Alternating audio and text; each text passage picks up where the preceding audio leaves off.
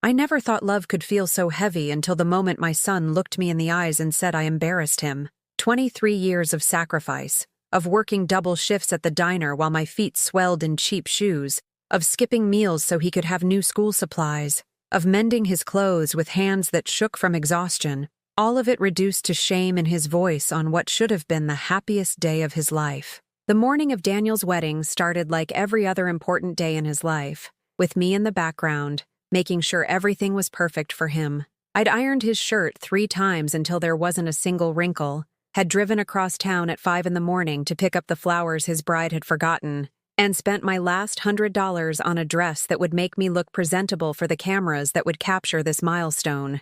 I stood in front of my bedroom mirror, adjusting the navy blue dress I'd found at a discount store, trying to see myself through the eyes of people who measured worth by designer labels and country club memberships. The dress was simple, clean, modest, the kind of outfit a mother wears when she wants to blend into the background while still showing respect for the occasion. My hands smoothed the fabric over hips that had carried my son, over a stomach that had nourished him when money was so tight I sometimes ate nothing but crackers for dinner. My reflection showed a woman of 58 who'd lived every year in service to someone else's dreams. The lines around my eyes told stories of sleepless nights when Daniel had fevers, of worry when he stayed out too late, of tears shed in private when report cards came home with grades that reflected his lack of effort rather than his capability. The gray threads in my brown hair marked each milestone I'd celebrated alone: his first steps, his first words, his graduation, his job promotions, while his father lived a completely different life with his new family 3 states away.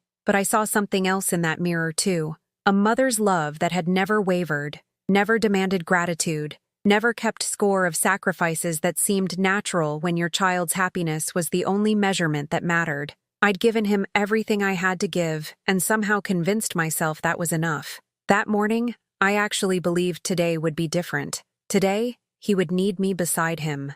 The wedding venue was everything I'd imagined when Daniel first told me about Carla. Elegant, expensive, exclusive. Rolling lawns manicured to perfection. White roses arranged with the precision that only significant money could buy. Guests arriving in cars that cost more than I'd earned in entire years. I walked through the parking lot feeling like an imposter, my modest Honda Civic looking embarrassed among the luxury vehicles that reflected the economic gap between my son's new world and the one where I'd raised him. Inside the chapel, I found my assigned seat and tried to blend into the expensive upholstery while guests filled the pews around me. Carla's family commanded the space with the confidence of people accustomed to being important, their voices carrying across the sacred space as they discussed vacation homes and business ventures that existed in a universe parallel to mine. They spoke about Daniel with the possessive pride of people claiming a prize they'd helped create, conveniently forgetting the 23 years of his life that had happened before their daughter discovered him. I watched Carla's mother, Patricia, glide through the preparations with the kind of effortless grace that comes from a lifetime of servants and stylists. Her designer dress probably cost more than my monthly rent. Her jewelry caught the light with the brilliance of stones that had never known financial worry.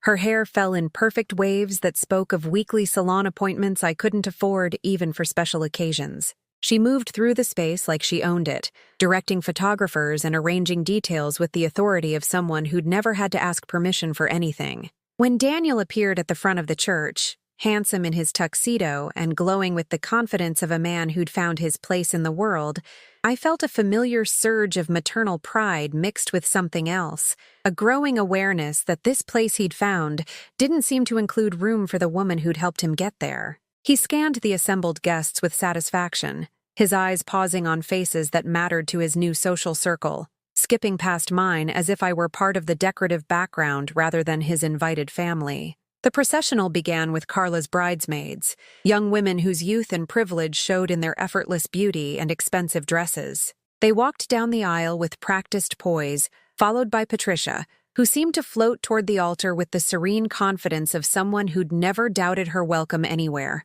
The photographer captured every step, every smile, every moment that would be preserved in albums and displayed in homes where I'd never be invited. Then came the moment I'd been anticipating and dreading simultaneously. In all the weddings I'd ever attended, the groom's mother walked down the aisle with pride, claiming her place in her son's new chapter. I stood up, smoothing my dress one final time, and began walking toward the aisle where my son waited.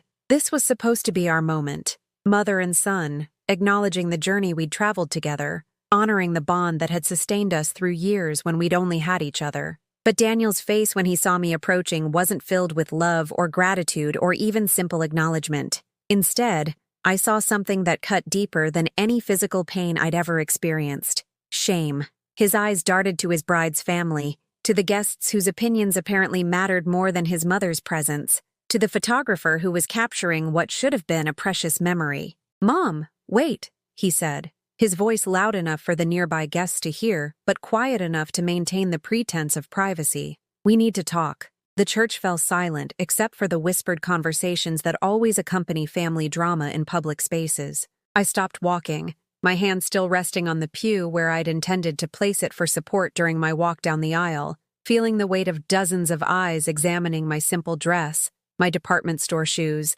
my face that showed every year of struggle without the benefit of cosmetic intervention.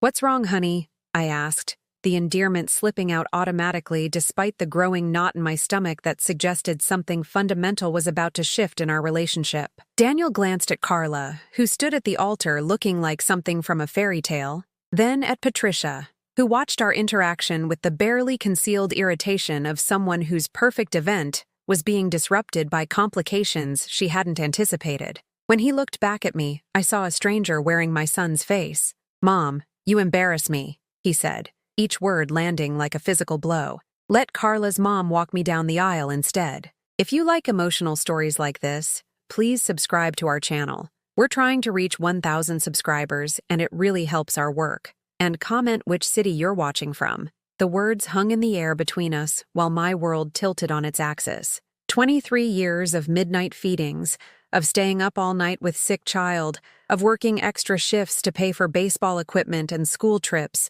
of celebrating every achievement and comforting every disappointment, all of it dismissed in one sentence that reduced me to an embarrassment in my son's new life. I stood there for what felt like hours, but was probably only seconds, watching my son's face as he waited for me to step aside and let someone else claim the role I'd earned through decades of devotion. The guests shifted uncomfortably in their seats, some pretending not to notice the drama unfolding while others leaned forward with the morbid curiosity that family conflicts seem to inspire in strangers. Patricia stepped forward with the smooth confidence of someone who'd never been denied anything she wanted. She placed a perfectly manicured hand on Daniel's arm and smiled at me with what she probably thought was kindness, but felt more like pity mixed with triumph. "Monica, dear, why don't you take a seat? I'll take care of this for you. Take care of this for me." As if walking my own son down the aisle was a burden I was too weak to handle, rather than a privilege I'd dreamed about since the day he was born. As if the 23 years I'd spent raising him alone were just preparation for this moment when his real mother, the one with money and social status, would step in to complete the job I'd apparently bungled. I wanted to say something, to remind Daniel of the nights I'd held him when nightmares made him cry, of the times I'd gone without so he could have what his friends had, of the way I'd cheered louder than anyone at his baseball games even when I was so tired from working double shifts that standing felt like an Olympic event. But the words stuck in my throat like pieces of broken glass, too painful to swallow and too dangerous to speak. Instead, I nodded and stepped back, watching as Patricia took my place beside my son, with the grace of someone born to occupy spaces of honor. The photographer adjusted his position to capture this moment, and I realized that in all the wedding photos that would be displayed in their home for years to come, I would be absent from the most important ones. Future grandchildren would look at these pictures and see Patricia as the significant maternal figure in their father's life, never knowing about the woman who'd actually raised him. I walked back to my assigned seat, not in the family section where mothers traditionally sit, but several rows behind, positioned where I could see everything but be easily forgotten. The couple in front of me whispered something about family drama and how awkward, their voices carrying just far enough for me to hear. I focused on breathing, on maintaining the composure that had gotten me through every other impossible situation life had thrown at me. The ceremony proceeded with the kind of seamless perfection that significant money could buy. Patricia walked Daniel down the aisle with practiced elegance, her smile radiant as she delivered him to his bride, like a perfectly wrapped gift she'd personally selected and prepared. When the officiant asked who was giving Carla and Daniel their blessing, Patricia and Carla's father spoke in unison, their voices strong and certain. No one looked in my direction. No one acknowledged that the man they were blessing had another parent in attendance. During the reception, I found myself relegated to a table near the kitchen doors, seated with distant relatives and family friends who seemed equally puzzled by their placement in what was clearly the social Siberia of the wedding celebration. The centerpieces at our table were noticeably smaller than those at the head tables, our dinner service slightly delayed, our champagne glasses filled with a different vintage than what was being served to the important guests. From my position, I had a clear view of the head table where Daniel and Carla held court like young royalty, surrounded by Patricia and her husband, Carla's siblings, and the kind of successful, attractive people who made ordinary lives look shabby by comparison. They laughed at jokes I couldn't hear, shared stories I wasn't part of, and created memories that would bind them together in ways that apparently didn't include room for the woman who'd given Daniel life. I watched Patricia lean over to whisper something in Daniel's ear, and his face lit up with the kind of delighted laughter I hadn't seen from him in months. When had she become the woman whose opinions mattered to him? When had my voice been replaced by hers in the conversations that shaped his decisions and colored his worldview? The answer came to me with brutal clarity during the toasts. Patricia stood with champagne glass raised, her voice carrying easily across the reception hall as she spoke about welcoming Daniel into their family. "Carla has found herself a wonderful man," she began, her tone warm and maternal, "and we couldn't be happier to call him our son. Our son." She'd claimed him with two simple words, erasing my existence with the casual confidence of someone who'd never doubted her right to possess whatever she wanted. The guests applauded, Daniel beamed, and I realized I was witnessing my own replacement in real time, performed in front of an audience who saw nothing wrong with this transfer of maternal authority. When the father of the bride finished his speech, I waited for someone to acknowledge my presence, to mention the woman who'd actually raised the groom, to include me in the narrative of love and family that was being constructed around my son's new life. But the toasts moved on to friends and siblings and business partners, and I remained invisible in my corner near the kitchen, holding a glass of champagne that had gone flat, while I waited for recognition that never came. Later, as the dancing began, I watched Daniel move across the floor with his new wife, while their families celebrated around them. Patricia danced with her husband, her face glowing with the satisfaction of a successful social event. Carla's father spun his daughter while cameras captured every moment. Even distant relatives and family friends found partners and joined the celebration that seemed to include everyone, except the woman who'd made it all possible. I slipped away before the cake cutting, before the bouquet toss, before any more traditions that might require acknowledging mothers and their roles in their children's lives.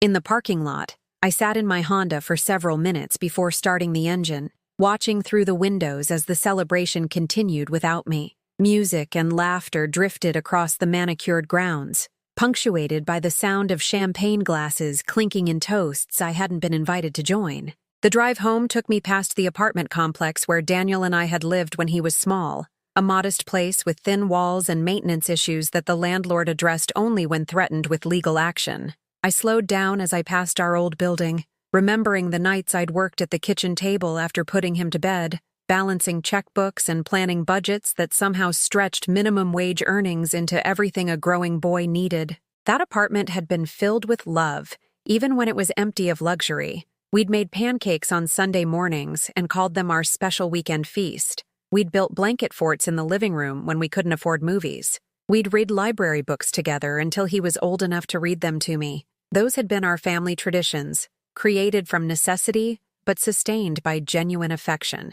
Now Daniel lived in a world where Sunday brunch meant expensive restaurants, where entertainment was purchased rather than created, where family traditions came with price tags I'd never be able to afford. Somewhere along the way, he'd learned to be ashamed of the woman who'd given him everything she had to give, even when everything wasn't enough to compete with the kind of abundance Patricia could provide.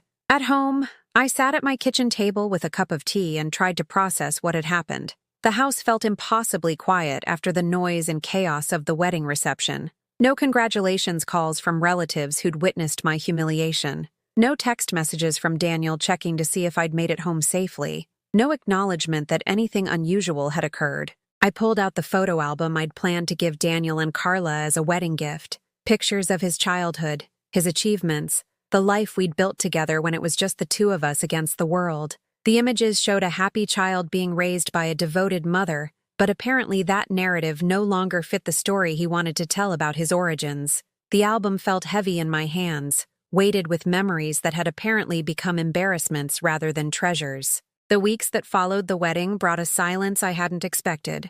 No thank you call for the expensive gift I'd scraped together money to buy. No photos shared from the honeymoon I'd helped fund by slipping Daniel $500 for something special the week before the ceremony. No invitation to the newlywed dinner parties I heard about through casual mentions when I called to check on him. When I finally did reach Daniel by phone, 3 weeks after his return from Tuscany, his voice carried the distant politeness usually reserved for telemarketers or unwanted solicitors. "Hi, Mom," he said, and even those 2 words felt like an obligation rather than an expression of connection. "How are things?" I wanted to tell him about the promotion I'd finally received at the diner, after 6 years of asking, about the small triumph of being named Employee of the Month for the 3rd time, about the way Mrs. Peterson from next door had asked about him and sent her congratulations on his marriage. Instead, I found myself making small talk about the weather and asking careful questions about his new life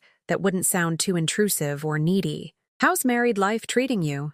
I asked, genuinely wanting to hear that he was happy, that the choice to exclude me from his important moments had at least resulted in the joy he'd been seeking. "It's great, Mom. Really great. Carla's family has been amazing. Patricia's been helping us look for a house in her neighborhood, and her husband's got some business connections that might be perfect for my next career move." His voice warmed when he talked about Patricia's generosity, carrying enthusiasm I hadn't heard from him in months when he spoke to me. Each mention of Patricia felt like a small knife turning in my chest. She'd become the mother figure who could offer him things I never could: professional connections, real estate advice, entry into social circles where success was measured by zip codes and country club memberships. I was the mother who'd taught him to tie his shoes and helped him with homework. She was the mother who could elevate his status and open doors I didn't even know existed. "That sounds wonderful, honey," I managed, swallowing the questions I really wanted to ask. When would I get to see their new house?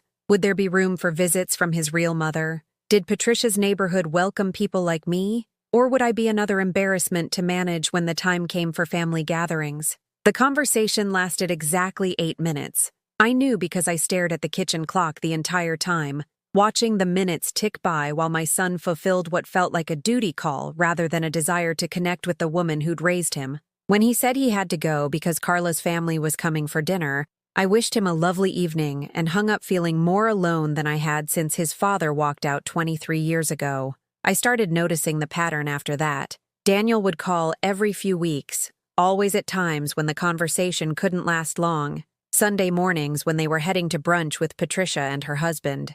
Tuesday evenings when they had dinner plans with Carla's sister and her husband. Friday afternoons when they were preparing for weekend events with their new social circle. The timing felt deliberate, as if he was checking an obligation off his list while ensuring our interactions couldn't develop into anything deeper or more meaningful. When I suggested getting together for lunch, just the two of us like we used to do when he was single and living across town, Daniel's response came with a practiced smoothness that suggested he'd anticipated this request and prepared his answer. "Things are just really busy right now, Mom. You understand. Maybe when everything settles down a bit." But things never seemed to settle down. There was always another event with Carla's family, another business function where Patricia's connections mattered, another social obligation that took precedence over spending time with the woman who'd given him life. I began to understand that I wasn't being temporarily postponed.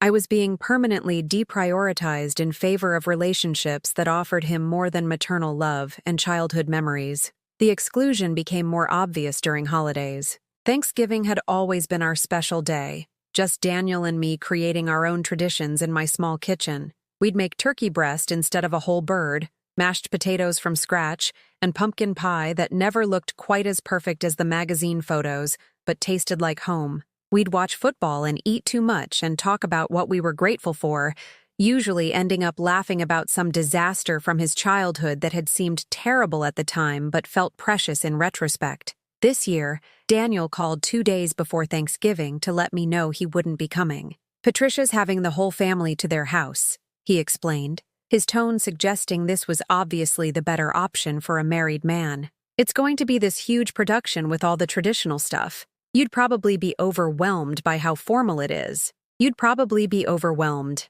As if I were a child who couldn't handle adult situations, rather than the woman who'd handled every crisis in his life until Patricia arrived to take over the management of his happiness.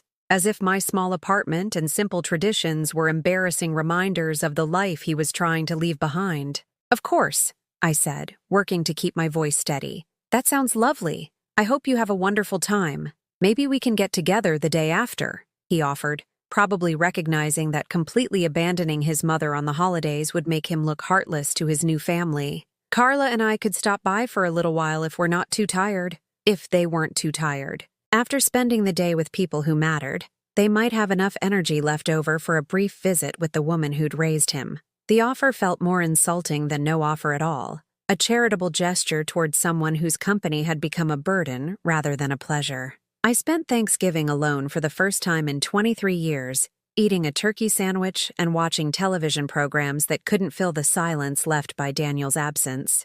Mrs. Peterson invited me to join her family, but sitting at a stranger's table would have only emphasized how completely I'd been displaced in my own son's life. Instead, I called my sister in Oregon, the first time we'd spoken in months, and pretended everything was fine while she told me about her children and grandchildren who still made her feel necessary and loved. Christmas brought more of the same calculated distance. Daniel and Carla sent a card with a photo from their honeymoon, both of them glowing with happiness against a backdrop of European architecture I'd only seen in movies. The generic message inside wished me happy holidays, in Carla's careful handwriting, signed by both of them, but feeling like it had been written by someone fulfilling a social obligation rather than expressing genuine affection. I'd spent weeks knitting Carla a scarf in colors I thought would complement her complexion, working on it during my breaks at the diner and staying up late to finish the intricate pattern I'd found in a magazine. For Daniel, I'd found a first edition of a book he'd loved as a child,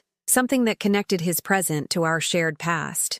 I wrapped both gifts carefully and drove to their new apartment, hoping to deliver them in person and maybe stay for coffee and conversation. But when I arrived, only Carla was home, and her discomfort was obvious from the moment she opened the door. She accepted the gifts with polite gratitude that felt rehearsed, explained that Daniel was out running errands with Patricia, and suggested that perhaps next time I should call before stopping by. The message was clear. Spontaneous visits from Daniel's mother were not welcome in their new life. "I'll make sure Daniel knows you stopped by," she said, already moving to close the door. "These gifts are lovely. Thank you so much." I drove home, knowing that my carefully chosen presents would probably be exchanged for something more suitable to their current lifestyle, something that wouldn't remind them of the modest circumstances I represented. The scarf would be too simple for someone who could now afford designer accessories. The book would be too sentimental for a man who was apparently trying to forget the child he'd once been. That evening, Daniel called to thank me for the gifts, but even his gratitude felt hollow, performed rather than felt. "You didn't need to go to all that trouble, Mom," he said, and I heard Patricia's voice in the background asking who was on the phone. When he told her it was me, the background conversation stopped abruptly, as if my name alone was enough to cast a shadow over their evening. The final blow came on Mother's Day, a holiday that had always belonged to us. For 22 years, Daniel had made this day special in ways that money couldn't buy. Handmade cards when he was small, breakfast in bed when he got older, flowers picked from neighbors' gardens with their permission when he couldn't afford store-bought bouquets. Even as an adult, he'd maintained the tradition of taking me to lunch at the little cafe where we'd celebrated every milestone of his childhood. This year, my phone remained silent. No early morning call, no flowers delivered to my door, no invitation to share the day that was supposed to honor mothers everywhere. I waited until noon, then called him, my hands shaking as I dialed the number I'd memorized before he could walk. "Oh, Mom," he said when he heard my voice, and I could hear the guilt mixed with irritation. "I meant to call earlier. We're actually at Patricia's for Mother's Day brunch. It's been pretty hectic here." Patricia's for Mother's Day brunch. He was celebrating the day dedicated to mothers with someone else's mother, while his own sat alone in her apartment, staring at the phone and wondering when she'd become so easy to forget. In the background, I could hear laughter and conversation, the sounds of a family gathering where mothers were cherished and celebrated, the sounds of the life my son had chosen over the one he'd shared with me. "That sounds lovely," I managed, each word feeling like glass in my throat. "I'm sure Patricia appreciates having you there." "Yeah, she's been amazing," Daniel said, his voice warming as it always did when he talked about his new mother figure. "She's got this huge spread laid out, and Carla's sister brought her kids. It's like a real family celebration, you know? A real family celebration, as opposed to what we'd always shared, which was apparently just make-believe. A cheap imitation of the authentic family experiences that people like Patricia could provide." I closed my eyes and tried to remember when our Mother's Day traditions had stopped feeling real to him, when my love had become insufficient compared to Patricia's abundant hospitality. "I should probably get back," he said after a pause that felt loaded with his discomfort at having to acknowledge me while surrounded by his preferred family. "But I'll call you later, okay?" He didn't call later, or the next day, or the day after that. I started to understand that these promises to reconnect were just polite ways of ending conversations he didn't want to have, exit strategies that allowed him to feel less guilty about the distance he was creating between us. I stopped eating regularly after that, not from any conscious decision to harm myself, but because food lost its appeal when every meal was consumed alone, when cooking for one felt like an admission that this isolation was permanent. I'd open the refrigerator and stare at the contents without interest, close it again, and make do with crackers or whatever required the least effort to prepare. My supervisor at the diner, Janet, noticed the weight loss before I did. "Monica, honey, are you feeling all right?" she asked during a particularly slow Tuesday afternoon shift. "You look like you haven't been eating enough." The concern in her voice almost broke me. Here was a woman I saw only at work, someone who knew nothing about my personal life beyond the fact that I showed up on time and did my job with quiet efficiency, and she was showing more maternal care than my own son had demonstrated in months. I wanted to tell her everything, about the wedding humiliation, about the holidays spent alone, about the way Daniel's voice had changed when he talked to me, becoming distant and formal as if I were a stranger he was obligated to be polite to. Instead, I smiled and assured her I was fine, just tired from working extra shifts. Janet looked unconvinced but didn't press the issue, though I noticed she started bringing me leftover food from the kitchen, claiming the cook had made too much and it would just go to waste if someone didn't take it home. Nights became the hardest part. During the day, I could keep busy with work and household tasks and the simple mechanics of survival. But in the quiet hours after dark, alone in the apartment where Daniel had grown up, the silence felt alive with all the conversations we weren't having, all the moments we weren't sharing, all the love that had nowhere to go now that he'd found better recipients for his affection. I started sitting in his old room, which I'd kept exactly as he'd left it when he moved out 3 years ago. His high school trophies still lined the shelves. His graduation photo still hung on the wall beside pictures of us at various stages of his childhood. The room felt like a shrine to a relationship that had apparently died without my realizing it, a museum of love that no longer had any value to the person it commemorated. Sometimes I would hold the photo from his 8th birthday party, the one where his father had promised to come but canceled at the last minute. Daniel's face in that picture showed disappointment that I'd tried so hard to heal, throwing together an impromptu celebration with cake from the grocery store bakery and decorations from the dollar store. He'd hugged me so tightly that day, told me I was the best mom in the world, that he didn't need anyone else as long as he had me. Looking at that photo now, I wondered when that fierce loyalty had transformed into embarrassment, when I'd stopped being enough for the child who'd once thought I could fix anything. The little boy in the picture wouldn't have understood the man he'd become, wouldn't have recognized the son who could dismiss his mother's love as easily as he'd discard outgrown clothes. I found myself driving past Patricia's house sometimes, not stalking or planning any confrontation, just trying to understand what she had that I lacked. The house was everything mine wasn't: large, elegant, situated in a neighborhood where success was displayed through manicured lawns and luxury cars parked in circular driveways. Through the windows, I could see the warm, yellow light that suggested lives being lived with abundance and security,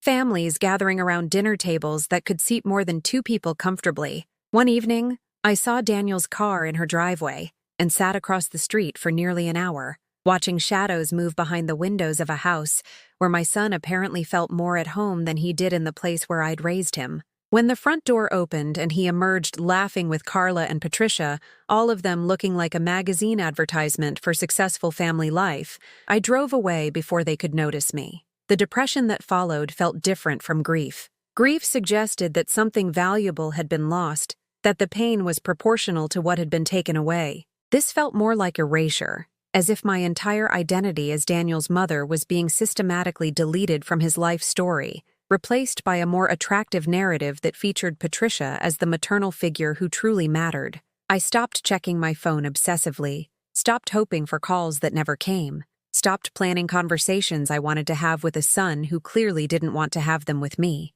The photo album I'd assembled for his wedding gift remained on my kitchen table, unopened since the day he'd rejected me at the altar. Sometimes I considered throwing it away, but something held me back from destroying the evidence of our shared history, even if that history no longer seemed meaningful to him. 3 months passed without any contact. 3 months of silence that taught me how completely someone could disappear from your life while still being alive, still existing in the same city, still breathing the same air, but choosing to breathe it in spaces that didn't include you. I learned to stop flinching every time the phone rang, stop hoping it would be Daniel calling to apologize, to explain, to bridge the distance that had grown too wide for love alone to cross. But even in the deepest part of that darkness, even when I thought about how much easier it would be to simply stop trying, stop hoping, stop loving someone who'd made it clear my love was more burden than gift, something inside me refused to surrender completely. Maybe it was stubbornness inherited from the grandmother who'd raised 8 children during the Depression. Maybe it was the same strength that had gotten me through single motherhood and financial struggles and all the other challenges that had seemed impossible until I'd survived them. Or maybe it was something else entirely, something I'd been carrying for 23 years that Daniel knew nothing about, something that connected us in ways he'd never understood, something that made his rejection not just cruel, but tragically ironic. In the quiet of my apartment, surrounded by photos of the child who'd grown into a stranger, I touched the letter I'd been keeping in my jewelry box since the day he was born. The letter his father had written that changed everything about Daniel's story. I still had something left to give him, something that would matter more than Patricia's money or connections or social status. But first, he would have to learn what it really meant to need his mother. The letter had been waiting for 23 years, sealed in an envelope that had yellowed with time but never lost its power to change everything. I'd read it only once, the day it arrived when Daniel was 6 months old, and then hidden it away in my jewelry box where it sat like a dormant bomb, waiting for the right moment to explode the comfortable lies we'd all been living. That night, I pulled it out and held it without opening it, feeling the weight of words that could transform my son's understanding of his own history. The return address was from a law office in Seattle, formal and official, but the letter inside was written in handwriting I recognized despite the years that had passed. My ex-husband's careful script, the same writing that had once left me love notes and grocery lists, now documenting truths he'd been too cowardly to share when it mattered. I didn't read it again that night. I wasn't ready yet. But holding it reminded me of something I'd forgotten during months of chasing after scraps of Daniel's attention. I had power too. Not the kind Patricia wielded through money and social connections, but something deeper, more fundamental. I knew things about my son's life that no one else knew, carried secrets that could reshape his entire understanding of who he was and where he came from. The next morning, I woke up feeling different. Not happy, exactly, but purposeful in a way I hadn't experienced since Daniel's wedding day shattered my world. Instead of reaching for my phone to check for messages that wouldn't be there, I made coffee and sat at my kitchen table thinking about what I'd observed over the past months of being systematically erased from my son's life. I'd been so focused on the pain of rejection that I'd missed some important details, like how Daniel's voice carried a slight strain when he talked about his new life, as if he was performing happiness rather than living it, like how his calls, infrequent as they were, always came when he was alone, never when Carla or Patricia were around to hear his side of the conversation. Like how he'd started using phrases that didn't sound like him, corporate speak picked up from Patricia's husband, social expressions borrowed from people who'd never struggled for anything. He was changing himself to fit into their world, and the process was costing him pieces of who he'd actually been. The Daniel I'd raised had been kind, thoughtful, quick to defend underdogs, and suspicious of people who measured worth by material possessions. This new version spoke casually about expensive restaurants and exclusive events, used words like networking and image management that had never been part of his vocabulary when we'd shared our simple life together. I started paying attention differently after that. When Daniel called, which happened exactly twice over the next month, I listened not just to what he said, but to what he didn't say. He never mentioned being happy, only successful. He talked about achievements and acquisitions, but never about moments of joy or contentment. He described Patricia's generosity in detail, but never spoke about feeling loved or accepted by Carla's family, as if their approval was something he was still working to earn, rather than something freely given. During one of these conversations, he let slip that he and Carla were having some adjustments in their marriage, though he quickly brushed past the comment as if it were nothing important. But I caught the exhaustion in his voice, the way he sounded when he was trying to solve a problem that wouldn't yield to his usual persistence. "Marriage is work," I said carefully, offering the kind of wisdom mothers were supposed to provide. "Even when you love someone, it takes time to learn how to live together."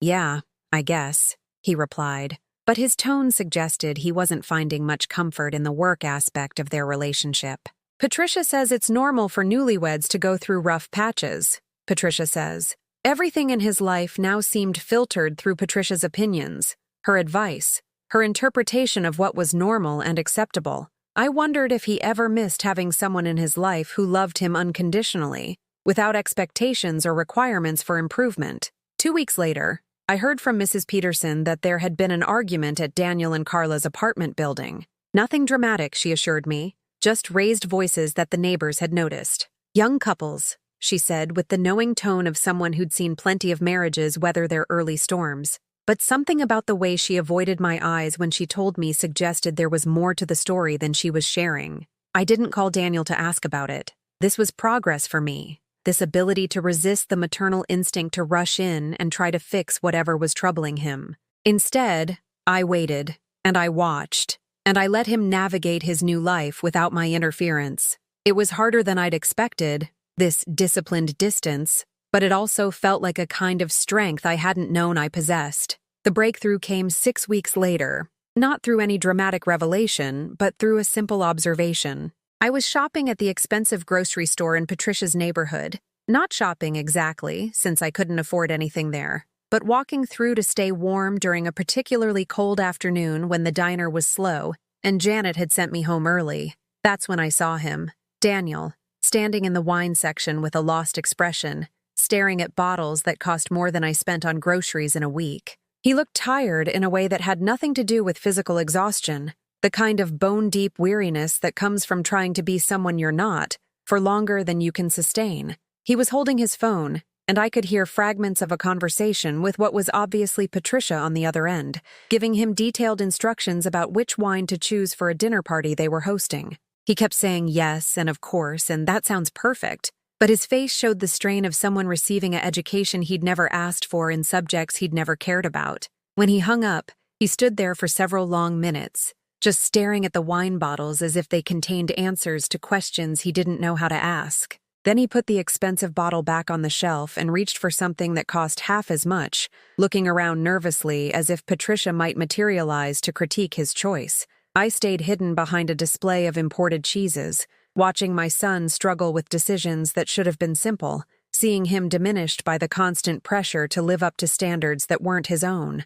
This wasn't the confident young man who'd dismissed me at his wedding. This was someone who'd traded his authentic self for access to a world that demanded constant performance, constant improvement, constant proof that he deserved his place at their table. That night, I sat with the letter again, this time opening it and reading the words that had been waiting 23 years to be shared. The truth was explosive, the kind of revelation that would change not just Daniel's understanding of his father, but his appreciation for the woman who'd protected him from that truth his entire life. His father hadn't abandoned us because he was selfish or irresponsible, as I'd allowed Daniel to believe. He'd left because of something much more complex, something that made my years of struggle and sacrifice not just admirable, but heroic in ways my son had never understood. The man Daniel had always resented for leaving had actually been trying to protect us both, and I'd been the one carrying the weight of that protection ever since. I folded the letter carefully and placed it back in the envelope,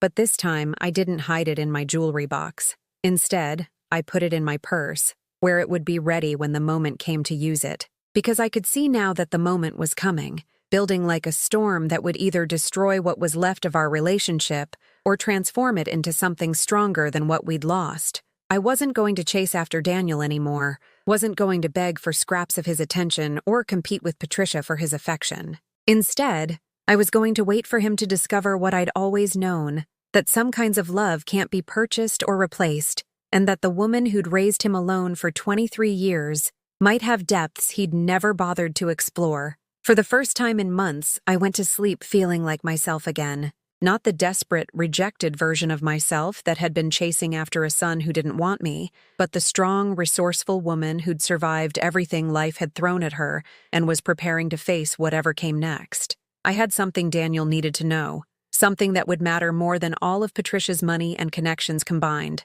But first, he would have to come to me. And from what I'd observed, that moment was closer than any of us realized. The call came on a Tuesday evening in November, almost 8 months after the wedding that had changed everything between us. Daniel's voice on the phone carried a tension I hadn't heard since he was a teenager struggling with problems he couldn't solve on his own. But this time, he wasn't calling because he needed my help.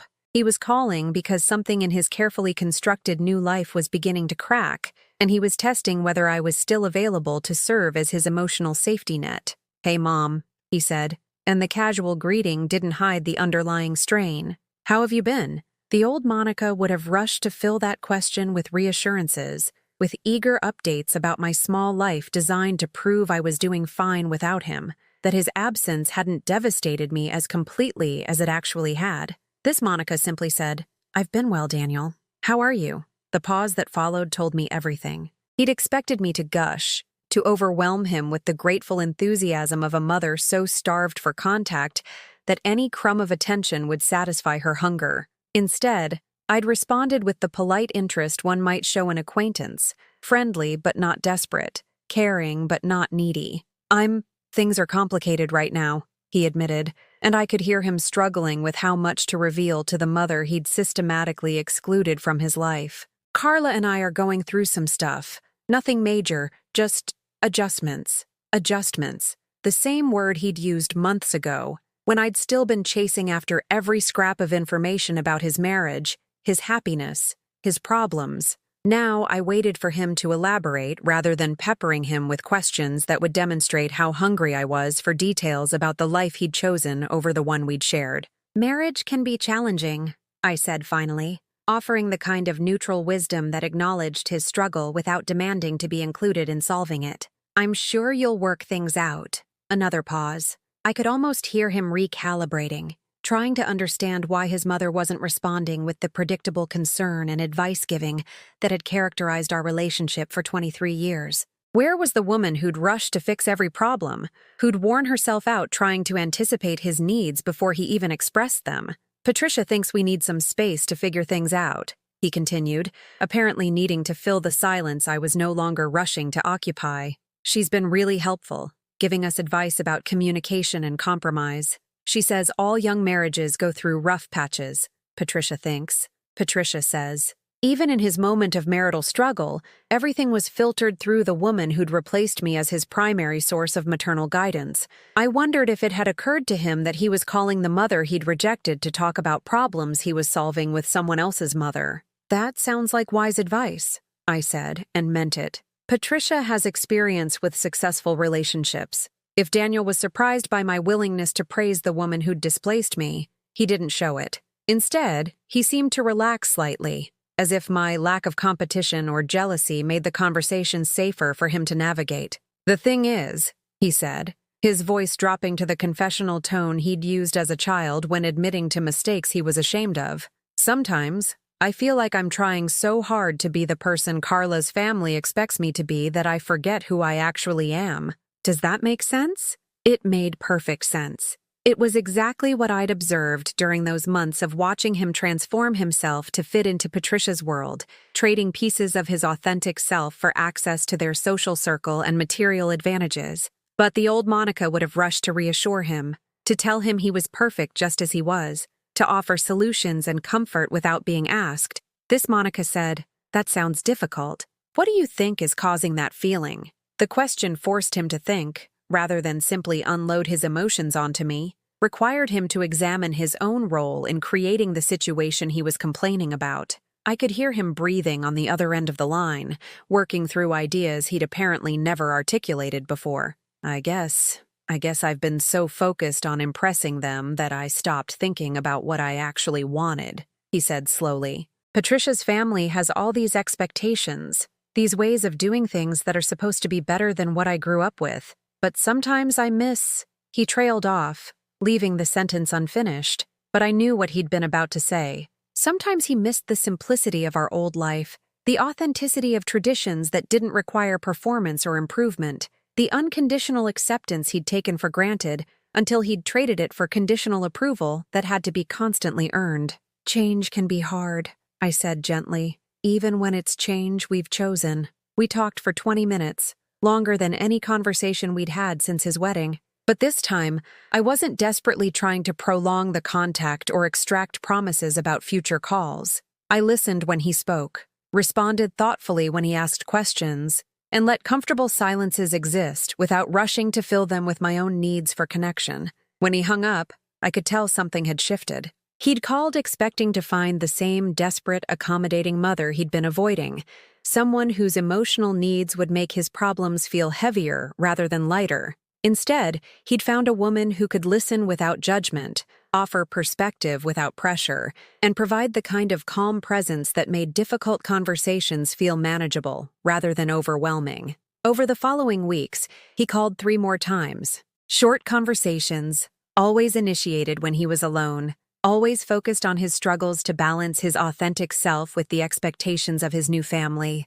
I could hear him beginning to trust me again, not as the needy mother he'd grown embarrassed by, but as someone who might actually have wisdom worth hearing. During the 4th call, he said something that revealed how much his perception of me was changing. "You seem different, Mom. More, I don't know, more confident or something. Like you're okay with or without me in your life." The observation was accurate, though he didn't understand what had created this change. I was okay with or without him in my life, not because I loved him less, but because I'd rediscovered the strength that had carried me through single motherhood and financial struggles, and all the other challenges that had seemed impossible until I'd survived them. I'd stopped measuring my worth by his approval and started remembering who I'd been before his opinion became the center of my universe. "I've learned some things about myself over the past year," I told him. "Sometimes distance can clarify what really matters." What really mattered was the truth I'd been protecting him from his entire life. The letter that waited in my purse like a loaded weapon I hadn't decided whether to fire. But I could see now that the moment for that revelation was approaching, building through these conversations where he was slowly rediscovering the mother he'd dismissed as embarrassing and unnecessary. The crisis that would force everything into the open came 2 weeks later, though I didn't recognize it as such when Janet called me at home on my day off. "Monica, honey, I just saw something on the news that made me think of you. Wasn't your son's wedding at that fancy hotel downtown, the Grandview?" My blood went cold. The Grandview was where Daniel and Carla had held their reception, where I'd been relegated to a table near the kitchen while Patricia played the role of proud mother. It was also where Patricia's husband conducted most of his business meetings, where their family celebrated all their important occasions, where Daniel had been introduced to the social circle that had become his new world. "Yes," I said, already reaching for the television remote. "Why?" "There's been some kind of scandal," Janet said, her voice carrying the mixture of concern and curiosity that accompanied other people's dramatic news. "Something about fraud charges, federal investigators. The owner's been arrested." I found the news coverage and watched in stunned silence as reporters described an elaborate financial scheme that had been operating out of the Grandview Hotel for years. Patricia's husband's name appeared in the list of people being investigated, along with several other prominent businessmen, whose names I recognized from Daniel's casual mentions of his new social connections, the life he'd been so eager to join, The world he'd found more appealing than the modest existence I'd offered him was apparently built on foundations even less stable than the paycheck-to-paycheck existence he'd been ashamed to be associated with. The people whose approval he'd been desperately seeking, whose standards he'd been exhausting himself to meet, were about to face public disgrace and possible criminal charges. I turned off the television and sat in my kitchen, holding the letter that contained the truth about Daniel's father, knowing that the moment I'd been preparing for had finally arrived. My son was about to discover that the family he'd chosen over his own was not what it appeared to be, and when that happened, he would need someone who loved him unconditionally, someone who'd never stopped believing in his worth, even when he'd stopped believing in hers. The phone would ring soon, and this time, he wouldn't be calling to make small talk or seek casual advice. He would be calling because his world was falling apart, and somewhere deep inside him, he still remembered that there was one person who had never required him to be anyone other than exactly who he was. The call came at 11:47 that night, jarring me from the first peaceful sleep I'd had in months. Daniel's name appeared on my phone screen, and even before I answered, I knew this wasn't going to be another tentative conversation about marital adjustments or identity struggles. This was the call I'd been waiting for, the moment when the careful distance I'd maintained would finally serve its purpose. "Mom?" His voice was broken in a way I hadn't heard since he was 12, and his father had missed yet another promised visit. But this pain was different, deeper, carrying the weight of adult disillusionment rather than childhood disappointment. "Mom, Can I come over?" I looked at the clock, calculating how long it would take him to drive from his apartment to mine at this hour, when the roads were empty, and desperation made people drive faster than usual. "Of course," I said simply. "I'll put the coffee on. I know it's late, and I know I haven't been—" He stopped, his voice catching on words that probably tasted like ash in his mouth. "I just don't know where else to go. Don't know where else to go." After 10 months of having Patricia as his primary source of guidance and support, after replacing me with someone who could offer him material advantages and social connections, he was calling at midnight because the world he'd chosen had revealed itself to be a lie. "Just drive carefully," I told him.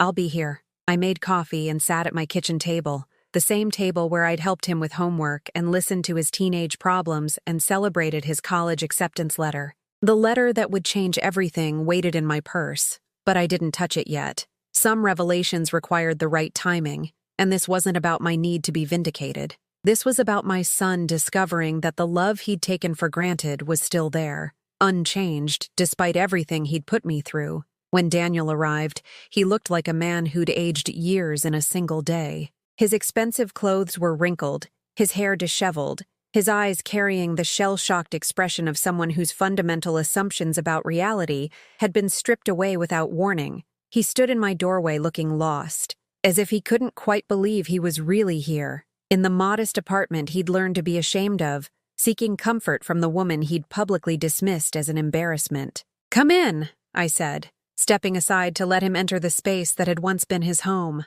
"Sit down." He moved to the kitchen table like someone walking through a dream, or maybe a nightmare, settling into the chair that had been his since childhood with a familiarity his body remembered even if his conscious mind had tried to forget. I poured coffee into 2 mugs, his favorite mug, the one with the chip in the handle that I'd never thrown away, and sat across from him in the position we'd occupied for thousands of conversations over the years. "Patricia's husband was arrested this afternoon," he said without preamble, staring into his coffee as if the liquid might contain answers to questions he was afraid to ask. "FBI agents came to their house while we were there for dinner. Carla's been crying for hours. Patricia's acting like this is all some kind of misunderstanding, but the agents had boxes of evidence, years' worth of documents." I waited for him to continue, offering the kind of patient silence I'd learned he needed when processing difficult information. The same silence I'd provided when he was 8 and trying to understand why his father kept making promises he wouldn't keep. "It's not just tax evasion or something minor," he continued, his voice barely above a whisper. "They're talking about fraud, money laundering, theft from pension funds, retired people who lost their life savings because of schemes Patricia's husband was part of. Old people, Mom. People like—" He stopped, but I knew what he'd been about to say. "People like me. People who worked ordinary jobs and saved modest amounts and trusted others to help them build secure futures. People whose lives could be destroyed by the greed of men like the one whose approval Daniel had been desperately seeking. "Carla's talking about divorce," he said, the words seeming to surprise him as he spoke them. "She says her family can't be associated with someone who might be connected to the investigation. Patricia's lawyer told her to cut all ties with anyone who might complicate their legal defense." Cut all ties. After less than a year of marriage, after Daniel had reshaped his entire identity to fit into their world, they were preparing to discard him the moment his association became inconvenient. The conditional love he'd chosen over my unconditional devotion was revealing its true nature when tested by real crisis. "I'm sorry," I said, and meant it. Not sorry that their false world was collapsing, but genuinely sorry that my son was experiencing the pain of being abandoned by people he'd trusted, the betrayal of discovering that relationships he'd valued were built on utility rather than love. "The worst part," Daniel said, his voice cracking with emotion he'd been holding back all day, "is that I can see now how stupid I've been, how I threw away the only real thing in my life for this. For people who never actually cared about me, just what I could do for them." He looked up at me then, really looked at me for the first time since his wedding day, and I saw recognition dawning in his eyes, recognition of the woman who'd raised him, who'd sacrificed everything for his happiness, who'd loved him through every phase and stage and mistake, without ever asking him to earn that love or prove he deserved it. "I've been horrible to you," he said, tears finally spilling over. "At the wedding, and these past months, treating you like you were something to be ashamed of instead of the person who gave me everything." I reached across the table and took his hand, the same hand I'd held when he was afraid, when he was proud, when he needed comfort or connection, or simply the reassurance that someone in the world would always choose him over everything else. "You weren't horrible," I said gently. "You were young and trying to find your place in the world. Sometimes we have to explore other options before we understand what we already had." "But I hurt you so badly," he said, his grip tightening on my fingers. "I can't even imagine how you must have felt, being pushed aside like that, being replaced by someone who just bought my loyalty." This was the moment, not for revenge or recrimination, but for the truth that would finally help him understand the full scope of what he'd been rejecting when he'd chosen Patricia's family over his own. I released his hand and walked to my purse, retrieving the letter that had been waiting 23 years for this conversation. When I returned to the table, Daniel was watching me with curiosity, mixed with apprehension, as if he sensed that whatever I was about to share would change things between us once again. "There's something you need to know," I said, placing the sealed envelope on the table between us. "Something about your father, about why he really left, about choices I made to protect you that you've never understood." Daniel stared at the letter, noting the official letterhead, the date that placed it during his infancy, the careful way I'd preserved it all these years. "What is this?" "The truth," I said simply. "The truth about why your father disappeared, about what he was running from, about why I let you believe he abandoned us when the reality was much more complicated." His hands shook slightly as he reached for the envelope, and I could see him preparing himself for another revelation that might shift his understanding of everything he'd believed about his origins and identity. "Your father didn't leave because he was selfish or irresponsible," I said as he opened the letter and began to read. "He left because he was trying to protect us from something that could have destroyed all our lives. And I've been carrying that protection ever since, making sure you never had to face the consequences of decisions that were made before you were even born." As Daniel read, I watched his face change, watched him absorb information that recontextualized everything he'd thought he knew about his family, his past, and the woman who'd raised him alone. The letter explained everything: why his father had fled, why I'd chosen silence over truth, why the modest life I'd provided had actually been an act of profound courage rather than simple poverty. When he finished reading, he looked up at me with eyes that held new understanding, new respect, and something that looked very much like awe. "All these years," he whispered, "all these years, you let me think he just didn't want us, when really he was protecting us," I finished. "And I continued that protection by never telling you the truth, even when keeping quiet meant you thought less of both of us." Daniel folded the letter carefully and handed it back to me, but his expression said he'd never forget what he'd just learned. In that moment, I could see him finally understanding the depth of sacrifice that had shaped his entire childhood. the strength it had required to be both mother and father, while carrying secrets that could have destroyed us all. "I don't deserve you," he said finally. "I don't deserve the mother who protected me from this, who gave me a normal childhood when everything around us was chaos, who let me grow up thinking I was safe when really you were the only thing standing between me and disaster." 3 months later, Daniel sat across from me at the same kitchen table where he'd broken down that night, but everything between us had changed. Not just because of the crisis that had shattered his illusions about the life he'd chosen, but because of the daily choice he'd been making ever since to rebuild our relationship on foundations stronger than what we'd lost. He'd moved back into his old room temporarily while his divorce proceedings played out, and I'd watched him rediscover the man he'd been before Patricia's world had convinced him that authenticity was something to be ashamed of. The expensive clothes had been replaced by jeans and comfortable shirts. The corporate speak had faded from his vocabulary. The constant tension in his shoulders had eased as he stopped performing for an audience that no longer existed. "The final papers came through yesterday," he said, sliding a manila envelope across the table. "It's official.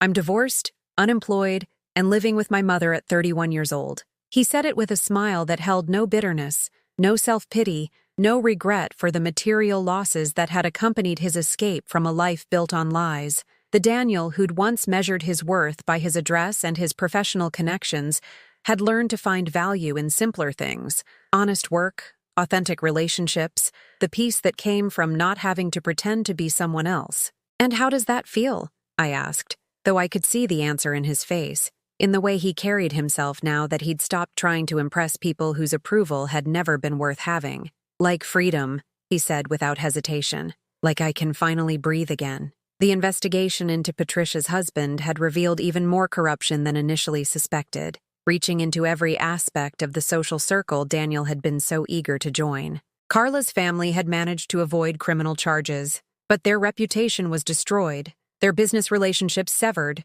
their carefully constructed social standing reduced to scandal and whispered conversations. The very people who'd made Daniel feel inadequate for his modest origins had been exposed as fraudsters and thieves. Patricia herself had been revealed as someone who'd known about her husband's illegal activities for years, had enjoyed the lifestyle those crimes provided, and had participated in maintaining the facade that protected their criminal enterprise. The woman Daniel had allowed to replace me as his primary maternal figure was facing charges that could send her to prison for decades. "I keep thinking about that day at the wine store," Daniel said, referring to the afternoon when I'd observed him struggling to meet Patricia's expectations for their dinner party. Standing there with my phone, taking orders about which bottle to buy, feeling like I was failing some kind of test I didn't understand. I was so miserable, but I thought that was just the price of being successful. He'd told me this story before, during one of our long conversations about how he'd lost himself in pursuit of acceptance from people who'd never truly accepted him. But I let him tell it again because I understood his need to process the magnitude of what he'd almost sacrificed, the life he'd almost traded away for an illusion. "You weren't failing any test," I said gently. "You were just trying to be someone you weren't, and that's exhausting for anyone." The job Daniel had found didn't pay as much as his position at Patricia's husband's firm, but it was honest work with a small accounting company that served local businesses rather than wealthy clients seeking ways to hide their assets. His new colleagues were people who brown-bagged their lunches and drove practical cars and measured success by whether they could afford family vacations rather than by their ability to join exclusive clubs. More importantly, it was work that let him sleep soundly at night, knowing that his professional activities weren't harming anyone, weren't contributing to schemes that stole from retirees or defrauded investors, or enabled the kind of systematic theft that had financed Patricia's lifestyle. "My new boss offered me a promotion yesterday," he said, and I could hear the genuine pride in his voice. "Nothing fancy, just a step up with a small raise and more responsibility. But when he told me I'd earned it through good work and reliability, I felt better than I ever did when Patricia's husband was promising me partnerships I would have had to compromise my integrity to deserve." We'd had many conversations like this over the past months. Daniel working through his understanding of what had gone wrong in his pursuit of a life that had seemed more appealing than the one I'd provided. I'd listened without judgment, offered perspective without lectures, and watched him grow into someone who could appreciate what he'd always had, rather than focusing on what he thought he lacked. The lawsuit settlement from his divorce had been smaller than he'd expected, but larger than he'd needed. Carla had kept most of their shared assets, but Daniel had discovered he didn't miss the expensive furniture and luxury appliances that had seemed so important when they'd selected them together. He'd used his portion of the settlement to pay off his student loans and set aside money for a down payment on a small house. Nothing like Patricia's mansion, but something that would be his own, earned through honest work and purchased with clean money. "I've been thinking about what you said," he continued, "about how some kinds of love can't be purchased or replaced. I spent so much time looking for upgrades that I never appreciated what I already had." This was the closest he'd come to apologizing for the way he'd treated me, though we'd moved beyond the need for formal apologies months ago. His actions spoke louder than words could have: the daily conversation over morning coffee, the way he'd taken over grocery shopping and cooking dinner, the obvious pleasure he took in simply being in the same space with the mother he'd almost lost through his own poor judgment. "I need to tell you something," I said, reaching for his hand across the table. "Something I should have said months ago, when you were beating yourself up about the choices you made." Daniel's attention focused completely on me, the same intense concentration he'd shown as a child when I had something important to tell him.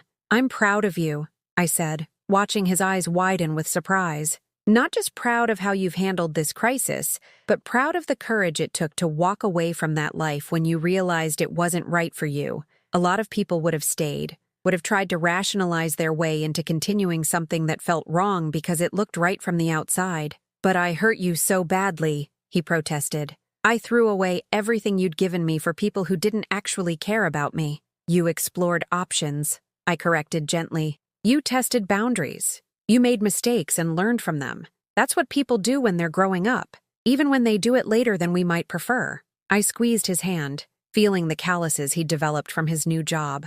Honest marks from honest work that meant more to me than the soft hands of someone whose labor never left physical evidence. "Besides," I continued, "if you hadn't gone through all of this, you might never have understood what you really valued. Sometimes we have to lose something before we can fully appreciate what it was worth." The tears in Daniel's eyes were different from the ones he'd shed that night when his world collapsed. Those had been tears of desperation and regret. These were tears of gratitude and recognition, the emotional response of someone who'd been given a second chance and knew exactly how precious that gift was. "I love you, Mom," he said, and the words carried weight they'd never held before. Not the casual affection of someone who took love for granted, but the conscious choice of someone who understood that love was the most valuable thing he'd ever been offered. "I love you too," I replied, and meant it with the same unconditional devotion I'd felt the day he was born, strengthened now by everything we'd survived together. Later that evening, as Daniel prepared dinner in my kitchen while telling me about his plans for the small house he was hoping to buy, I reflected on the journey that had brought us to this moment. The pain of his rejection had been real, devastating in ways I'd never fully shared with him, but that pain had also taught me things about my own strength, my own worth, my own capacity to survive loss and emerge whole on the other side. I'd learned that love didn't diminish when it wasn't returned, that dignity could be maintained even in the face of public humiliation, that sometimes the most powerful response to rejection was simply to continue being the person worthy of love, whether that love was acknowledged or not. The letter from Daniel's father remained in my jewelry box, its secrets shared but its physical presence still serving as a reminder of the choices mothers make to protect their children, even when that protection goes unrecognized. Daniel understood now what that protection had cost, what strength it had required, what love had motivated every sacrifice I'd made to give him a normal childhood, despite the chaos that had surrounded his origins. As I watched my son move comfortably through the kitchen that had been his first home, planning a future built on authentic values rather than artificial status, I realized that justice had been served after all, not through revenge or dramatic confrontation, but through the quiet persistence of real love, outlasting its artificial alternatives. The woman who'd been deemed insufficient for her son's elevated life had been revealed as exactly sufficient for every challenge life could present, and the son who'd once been ashamed of his mother's simplicity had learned to treasure the strength and wisdom that simplicity had always represented. Some stories end with explosive revelations that change everything in a single moment. This one ended with something better: the daily choice to value what matters, to to choose substance over appearance, to recognize that the most precious things in life are usually the ones we're tempted to take for granted. In the end, I'd found something better too. Not a different son, but the same son with his eyes finally open to what had been there all along.